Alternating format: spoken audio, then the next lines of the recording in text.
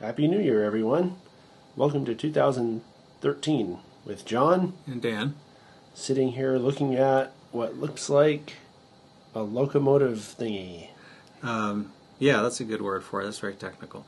A year older and a year dumber. This is most of, or well, some of an HO scale SD9. It's a Proto 2000 model that I've got torn apart because I'm working on it. But I wanted to talk about a couple of things on this model. This is one I got off of eBay, and I got it real cheap. An eBay deal. An eBay deal. It was an irresistible bargain. I think I paid probably 29 bucks for it or something, which is really cheap. Plus shipping. I think with the shipping it came out to maybe closer to 40. But still, that's, you know, new from Walthers, these things go for over 100. So, oh, wow, really? Yeah. How old is this thing? This is an older one. This is before Walthers bought the Proto line from Lifelike. Right. And sometimes if you look around you can find one. But anyway, this was like one of those super bargains. And the seller did not say that there was anything wrong with this engine. Uh-oh. However. Yeah, but... now the running gear was fine. I have taken it partly apart because I'm going to put DCC and lights and everything in it. So I kind of stripped off all the stuff, and so it wasn't. There's nothing. It wasn't anything wrong with the motor or drivetrain, any of that, as far as I know yet. When you go to use it and it blows up, you'll know. Yeah, but there was a couple of issues with this engine, and one of them was cosmetic. This is actually the original sill here, and I don't know if you can see this, but it actually got broken, and I think it's probably been dropped. Oh yeah, look at that. It's like bent or something. Yeah, the back is bent, and this is actually cracked apart. I don't know if this... Well, it might not be coming apart, but there's a big crack through it, and the steps are pretty chewed up.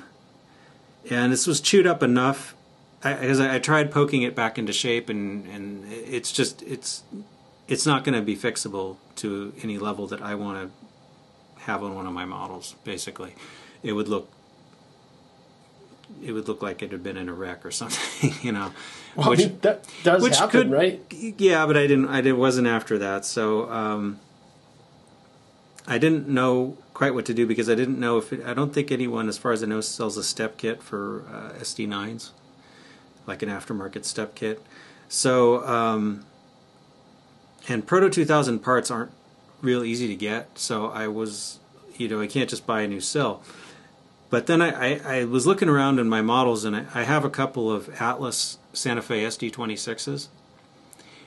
And the SD26 is basically a rebuilt SD24. And the SD24 and the SD9 are very similar, with some detail variations. The SD24 is like a later model, but it's basically the same wheelbase, more or less the same engine, and Atlas parts are easy to get.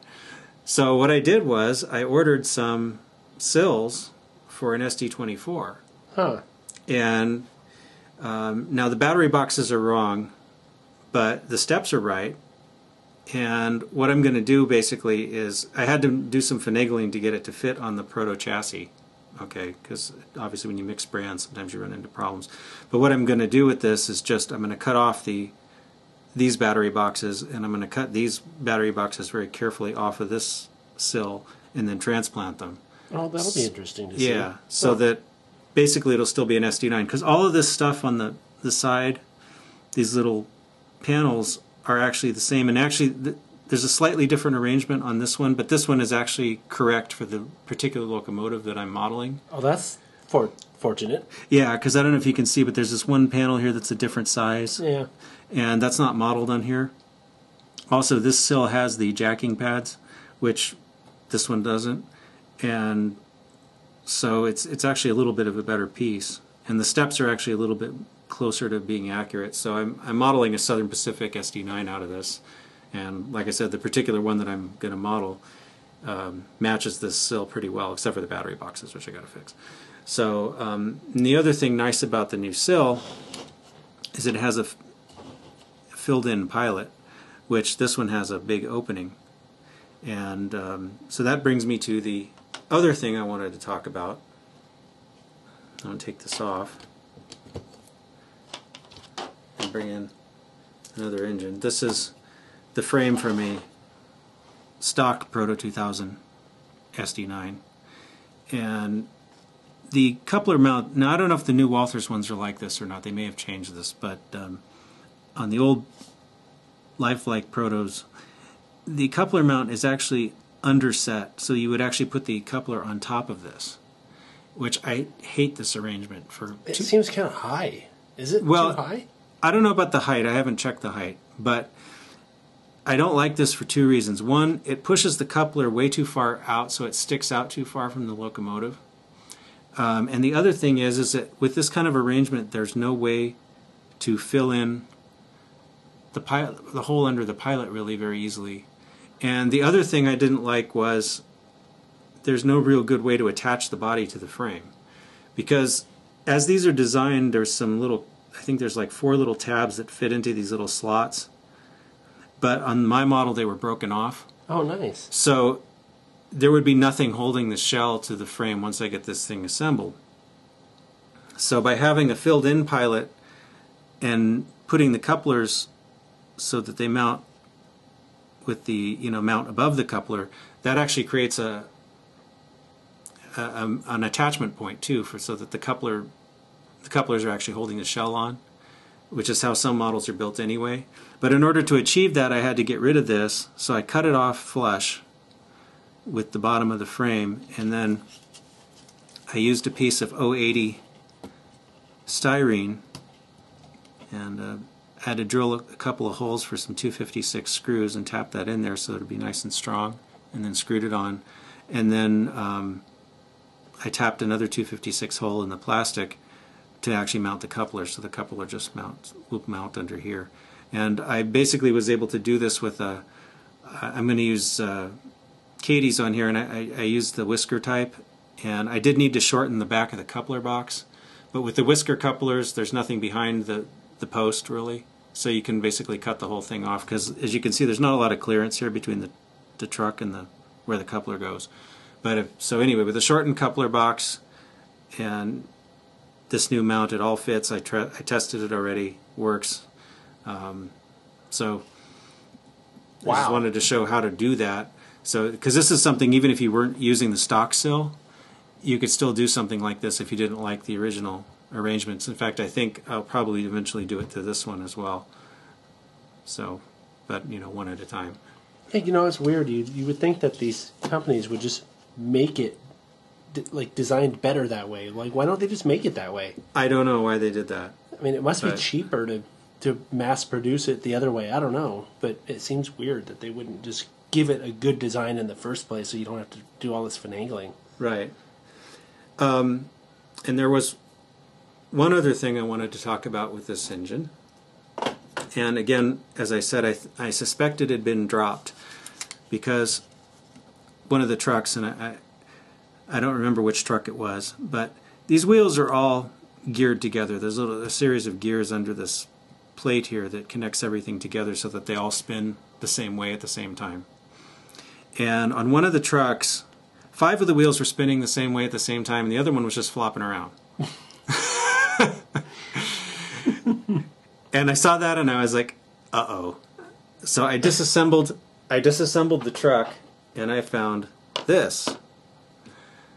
Is it busted or what? Yeah, this is the way these work. These wheels, there's 2 metal half-axle wheels, they call them, and they're held together by a gear assembly that's plastic, because it has to be insulated, otherwise it would short the track. Right. And this is sheared in half, and this is not you can't fix this. I don't know of any. This is some weird engineering plastic that doesn't really glue, and even if you did glue it, it wouldn't last more than 5 seconds under load. So, and then again, Proto 2000 parts are really hard to find, and I was like, uh-oh, what am I going to do with that? Because I didn't want this to be a doorstop. You could make it a paperweight instead if you really don't want it to be a doorstop. Well, one of the things that I thought of was to make just like get some styrene tubing and just make a sleeve with no gear, and then put it to the right gauge and slip it in here, and then it would just be like an unpowered axle, so the engine would be 5 driving and 1 just idler.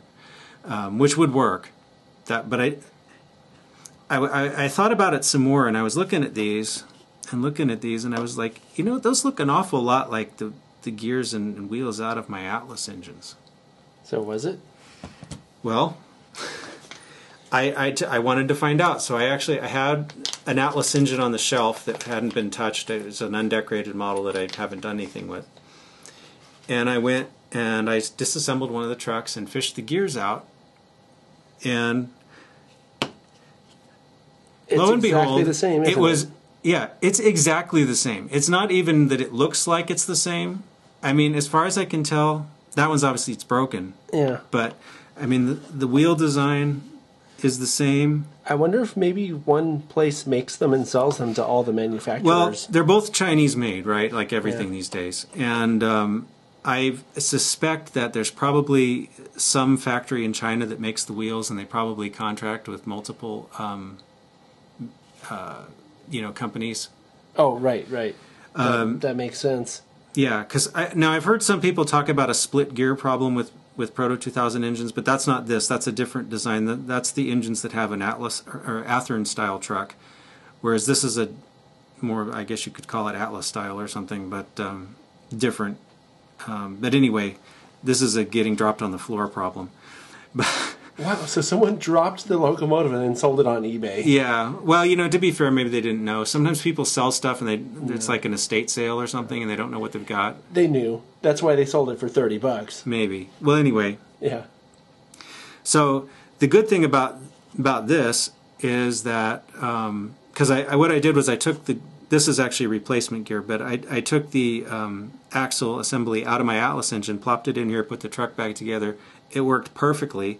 So I left it in there, but of course that leaves me with a gimpy Atlas engine. So Well, you can buy that though, right? yes, like I said, Atlas parts are easy to get. There's a guy on eBay that sells them, and there's also I think you can get them direct from Atlas through their online store. Wow. So I ordered actually 2 of these. I ordered one to replace the one that I'd pulled out of the other engine, and then a spare in case I ever have another problem.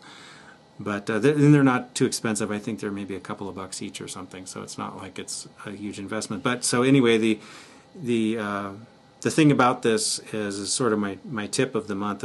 I know I haven't done that for a while, but is that if you have a Proto 2000 SD7 or 9, which have the same running gear, and you have a broken axle, buy an Atlas axle. It'll fit. There you go. Yeah. All right. So I guess that will do it for this video podcast. Oh wait, before we go, wait. I did find one cool use for this broken axle. Okay. It makes a neat little top. Yeah. Anyway, thanks for watching again this month. We'll have another video podcast for you on February 1st, and then 10 more after that. So, thanks for watching. Yeah, thanks.